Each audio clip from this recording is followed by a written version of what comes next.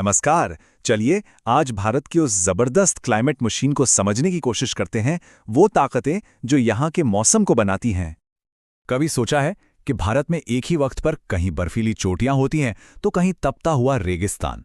आखिर भारत के मौसम में इतनी वैरायटी है क्यों? चलिए पता लगाते हैं कि वो कौन सी ताकतें हैं जो हमारे मौसम का मिजाज तय करती हैं। भारत की क्लाइमेट स्टोरी का जो सबसे बड़ा हीरो है वो है मॉनसून।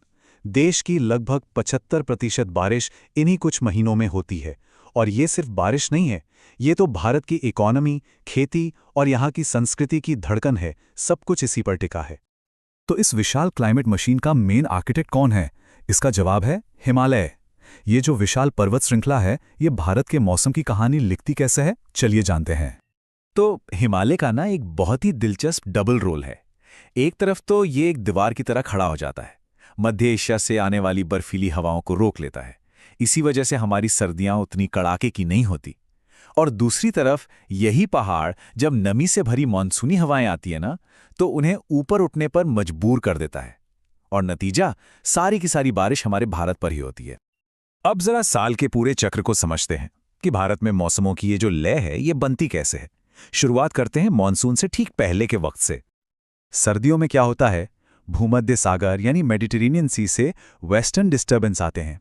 ये उत्तर भारत में बहुत जरूरी बारिश और बर्फबारी लाते हैं। जो रबी की फसलें होती हैं ना, उनके लिए तो ये अमृत के समान है, किसानों के लिए किसी वरदान से कम नहीं। फिर आती हैं गर्मियां। जैसे जैसे सूरज उत्तर की तरफ बढ़ता है, भारत की जमीन अपने आसपास के समुंदर के मुकाबले बहुत तेजी से गर्म होने लगती है। और यही गर्मी मॉनसून के आने का स्टेज तैयार करती है। लेकिन असली मॉनसून से पहले भी देश के अलग अलग हिस्सों में कुछ हल्की बारिश होती है, जैसे पश्चिम बंगाल में काल बैसाखी या फिर दक्षिण भारत में मैंगो शावर्स और चेरी ब्लॉसम शावर्स।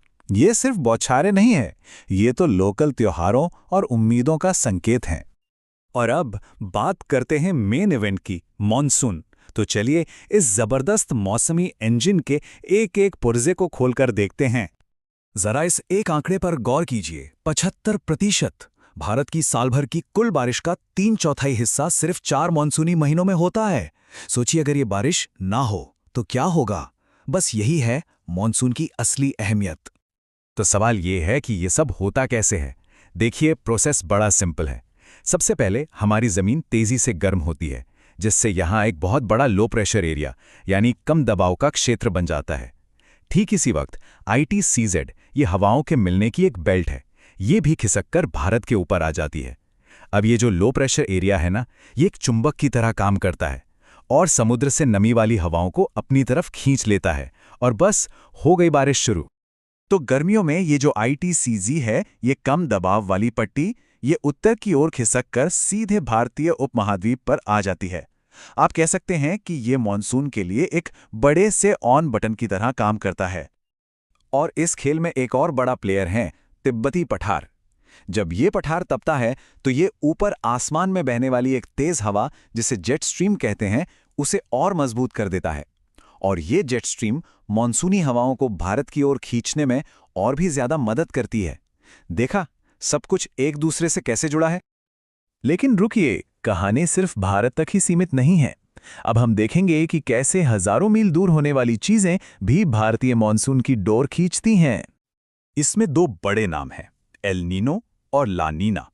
जब प्रशांत महासागर यानी पैसिफिक ओशन का पानी नॉर्मल से ज्यादा गर्म हो जाता है, उसे एल नीनो कहते हैं, तो अक्सर भारतीय मॉनसून कमजोर पड़ जाता है, सूखे का खतरा बढ़ जाता है। और इसके ठीक उलट, जब पानी ठंडा होता है यानी ला नीना, तो मॉनसून आमतौर पर मजबूत होता है। एक और जरूरी फैक्टर है इंडियन ओशन डाइपोल या IOD। इसे हिंद महासागर का अपना झूला समझिए। जब इस झूले का एक सिरा यानी पश्चिमी हिस्सा ज्यादा गर्म होता है, तो ये मॉनसून को अपनी ओर खींचकर उसे और मजबूत बना देता है। और फिर है MJO। ये भूमध्य रेखा के पास बादलों और बारिश की एक लहर है जो पूरब की ओर चलती रहती है।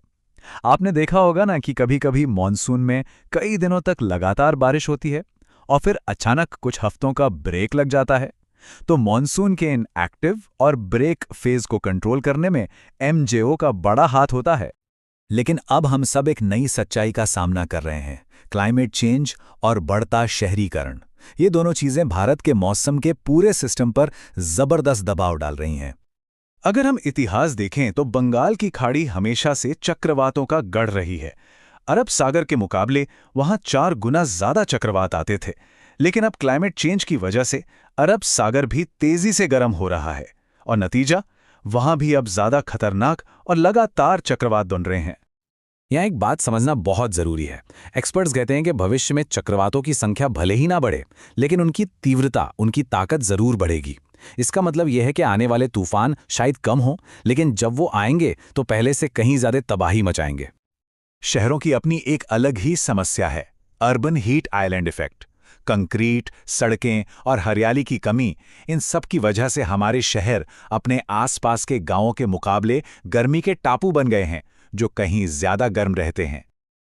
और जब इस शहरी गर्मी पर बादल फटने जैसी भारी बारिश होती है तो नतीजा होता है शहरी बाढ़। ये नज़ारा हम हर साल देखते हैं, पानी में डूबी सड़कें, ठप पड़ी जिंदगी और इन कंक्रीट के जंगलों में रहने वाले लोगों की बेहिसाब परेशानियां। तो आज सबसे बड़ा सवाल यही है, जैसे जैसे ये क्लाइमेट मशीन अपनी हदों को पार कर रही है, हमें उस मौसम के साथ अपने रिश्ते को कैसे बदलना होगा जो एक पूरे उपमहाद्वीप की पहचान है।